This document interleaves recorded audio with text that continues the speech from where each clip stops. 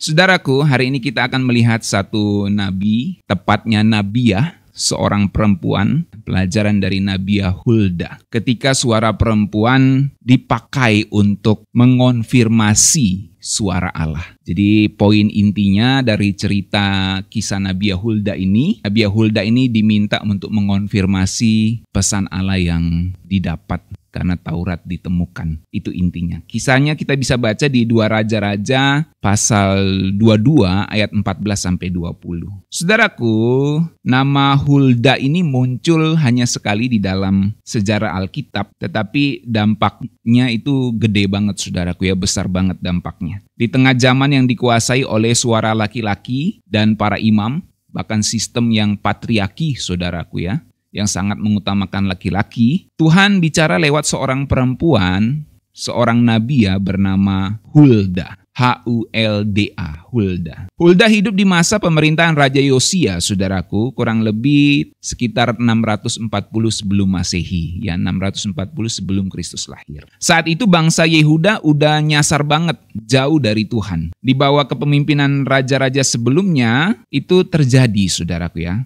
Taurat Tuhan diabaikan, bait Allah dirusak, dan rakyat hidup tanpa arah. Itulah yang terjadi, saudaraku. Tapi saat kemudian Yosia memerintah, dia merenovasi bait Allah, dan renovasi itu dimulai, lalu Imam Hilkia menemukan kitab Taurat yang sudah lama hilang. Lalu saudara ingat di kisah Raja Yosia, saya pernah ceritakan bagaimana dia mereformasi dan menemukan Taurat, saudaraku ya. Dan Imam Hilkia yang menemukan Taurat itu tentu memberitahu kepada rajanya Yosia ya. Jadi kitab Taurat yang sudah lama hilang itu ditemukan. Rupanya mungkin tersembunyi di bait Allah di bagian mana waktu renovasi ketahuan, saudaraku ya. Nah, gawatnya isinya itu bikin Yosia gemetar, saudaraku. Karena semua yang tertulis itu adalah murka Tuhan atas ketidaktaatan umatnya. Nah, kemudian Yosia ketika membaca Taurat itu ya, dia butuh konfirmasi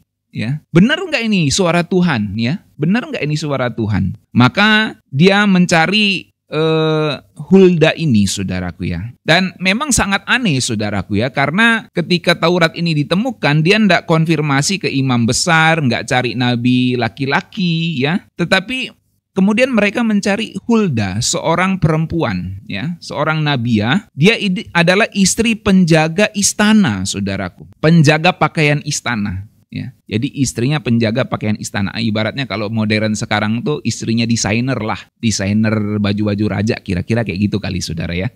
2 Raja-Raja 22 ayat 14 ya kan. Nah kalau misalnya orang-orang yang memang sudah publik gitu saudaraku, memang ada bagian untuk publikasinya, bagian wartawannya, ada bagian pakaiannya saudara, yang ngurus memang pakaiannya. Nah itu Nabiah Hulda ini adalah istri dari pengurus pakaian itu ya. Nah di masa patriarki ini pilihan yang mengejutkan saudaraku. Di masa yang begitu sangat menghargai suara laki-laki, baik nabi, imam, raja, tapi yang dicari justru perempuan untuk mengonfirmasi suara Allah ini, saudaraku, lewat Taurat itu. Tapi anehnya malah Hulda yang dicari, saudaraku ya, bukan laki-laki. Dan akhirnya Tuhan kasih klarifikasi, peringatan dan penghiburan melalui Nabiah Hulda ini. Jadi ketika semua orang panik, saudaraku, Tuhan pakai Nabiah Hulda untuk membawa kejelasan.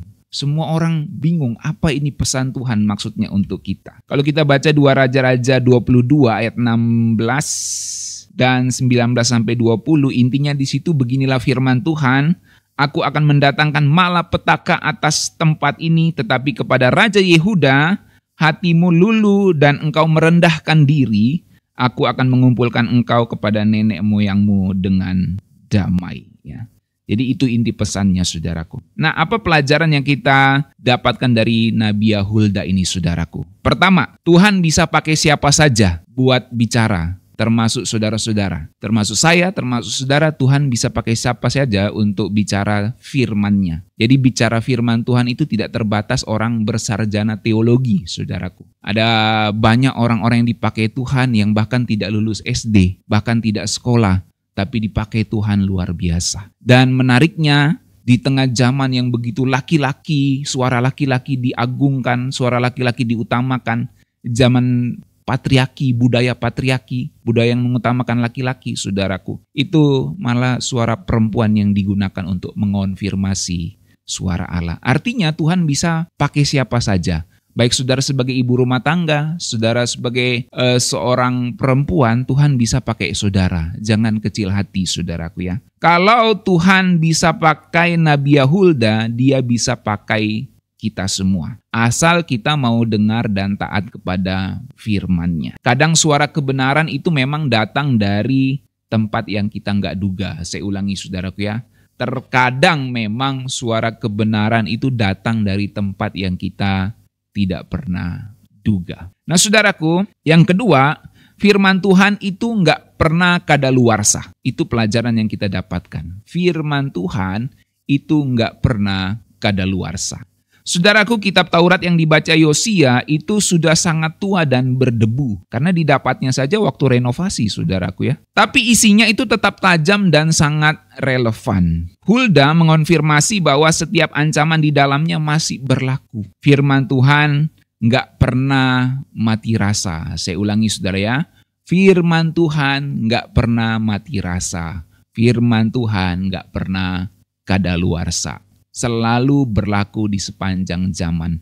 Prinsip-prinsipnya, nilai-nilai intinya, nilai-nilai esensialnya itu selalu berlaku sepanjang zaman. Makanya kita bahas perjanjian lama ini, kita pelajari prinsip-prinsip di dalamnya, saudaraku. Kita mengerti konteks perjanjian lama beda dengan kita di zaman modern ini. Tetapi di zaman yang serba maju, serba canggih, serba teknologi, serba AI saat ini, saudaraku.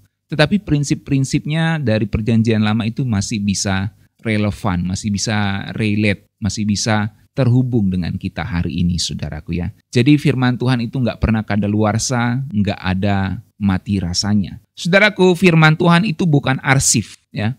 Firman Tuhan itu bukan arsip. Firman Tuhan itu adalah surat aktif buat hidup kita saat ini. Ya. Jadi firman Tuhan itu bukan dokumen yang diarsipkan begitu, tapi firman Tuhan itu hidup dan dia aktif di dalam kehidupan kita. Saudaraku, firman Tuhan itu bukan cuma untuk kita baca lalu selesai. Gerakan baca Alkitab, sudah yang penting udah baca selesai, kasih laporan gitu ya sama yang koordinatornya. Saya sudah ikuti gerakan baca Alkitab. Firman Tuhan itu bukan hanya untuk sekedar dibaca untuk jadi laporan, tapi firman Tuhan itu untuk dihidupi, saudaraku, untuk kita rasakan, resapi di dalam hidup kita dan dia menyerap, dia mempengaruhi seluruh kehidupan kita. Itulah firman Tuhan, saudaraku. Jadi bukan hanya sekedar membaca dan menyelesaikan, tapi kita meresponi firman Tuhan itu di dalam kehidupan kita. Yang ketiga, hati yang tunduk itu masih bisa menyelamatkan generasi ini. Kalau kita lihat generasi ini begitu rusak, maka diperlukan orang-orang yang mau tunduk untuk berdoa, menangis, dan mendidik generasi ini, saudaraku. Pesan Tuhan sangat keras bahwa malapetaka tetap akan datang karena memang saat itu Yehuda sudah jauh banget dari Tuhan. Tapi karena Yosia merendahkan diri kepada Tuhan, Tuhan tahan murka itu sampai masa berlaku hidupnya Yosia, saudaraku. Ya. Terkadang satu hati yang tunduk bisa menunda kehancuran total. Diperlukan orang-orang yang mau tunduk kepada Tuhan untuk berdoa bagi generasi ini, saudara. Jangan remehkan pertobatan pribadi, sebab itu bisa jadi perisai bagi satu generasi. Itulah yang terjadi pada Yosia. Sebagai seorang pemimpin, sebagai seorang raja, dia datang merendahkan diri di hadapan Tuhan dan satu generasi terselamatkan dari murka Tuhan, saudaraku. Kadang satu raja yang bertobat bisa lindungi seluruh negeri. Ya. Tuhan itu pemikirannya luar biasa, saudaraku ya. Dan kadang juga Tuhan menghukum setiap pribadi yang berbuat jahat. Tapi kadang Tuhan melihat satu orang yang merendahkan diri dan menyelamatkan satu generasi. Kemudian yang keempat, saudaraku, Hulda nggak ngomong apa yang enak didengar, tapi apa yang Tuhan katakan. Sebagai seorang pelayan Tuhan, kita harus belajar ngomong apa yang Tuhan katakan. Bukan apa yang enak didengar saja, saudaraku ya. Nah, saudaraku, dia nggak memoles pesan Tuhan. Nabi Hulda nggak memoles pesan Tuhan.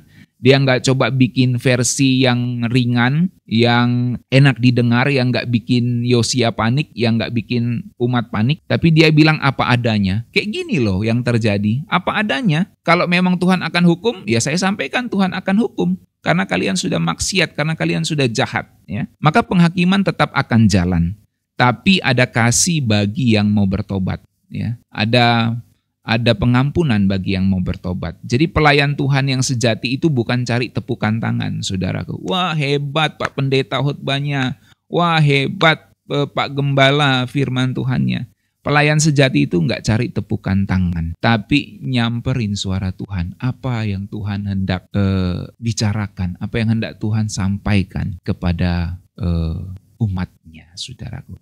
Nah, kalau kita menjadi pelayan Tuhan, menjadi hamba-hamba Tuhan, dan saudara semua ini adalah hamba-hamba Tuhan di bidang saudara masing-masing, belajarlah untuk ngomong apa yang Tuhan katakan. Dan yang terakhir, saudaraku, perempuan yang dengar Tuhan itu punya peran yang besar dalam sejarah keselamatan. Dari Nabiah Hulda dan perempuan-perempuan lain punya peran sangat besar sampai kepada Maria, ibu Yesus yang terkenal, yang begitu sangat dihormati, diagungkan oleh teman-teman kita dari Katolik, saudaraku ya. Dan memang perempuan-perempuan itu punya peran yang besar di dalam sejarah keselamatan, saudaraku. Dan banyak lagi perempuan-perempuan yang bisa kita sebutkan yang sangat berperan. Di Perjanjian Lama ada Rut yang ngomong bangsamu bangsaku, dia ngomong sama mertuanya, Allahmu Allahku, kemana engkau pergi aku ikut. Itu perempuan-perempuan yang berperan dalam sejarah keselamatan, dan dia jadi nenek moyang Mesias, saudaraku. Bahkan dari sisi perempuan yang tidak benar, yang kurang baik secara moral, ya,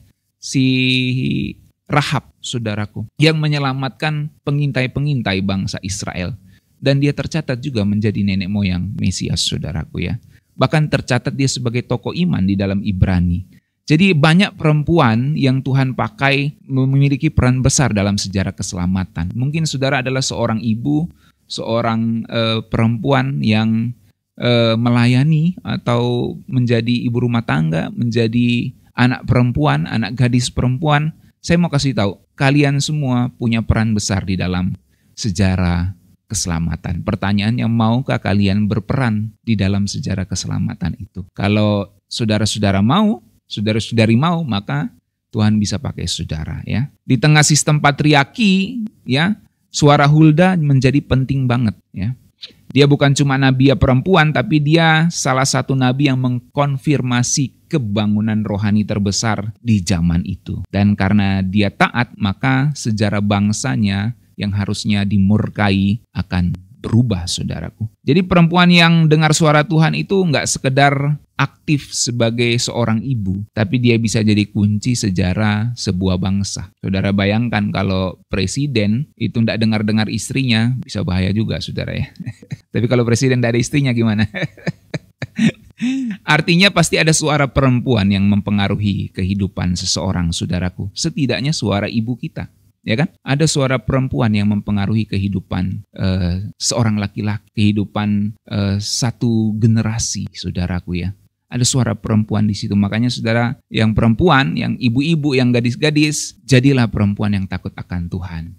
Mana tahu Tuhan pakai saudara untuk menyelamatkan satu generasi. Saudaraku, Tuhan gak nunggu kita punya posisi. Ya, Nabiah Hulda apa sih posisinya? Dia cuma seorang istri, ibu rumah tangga, dari istrinya desainernya pakaian kerajaan, saudaraku. Ya, jadi dia ibu rumah tangga aja, karena bukan dia yang desainernya, suaminya yang desainernya, kira-kira kayak gitulah ya gambarannya. Dia cuma istrinya saja, ya. Dia nggak menjabat, dia nggak punya posisi, tapi dia nunggu dan siap mendengar suara Tuhan. Itu yang penting, saudaraku ya. Jadi inilah pelajaran dari Nabiah Hulda, ketika suara perempuan dipakai Tuhan untuk mengonfirmasi suara Allah. Kita dapat pelajaran penting semua dari sini, terutama untuk kaum perempuan. Mari kita berdoa.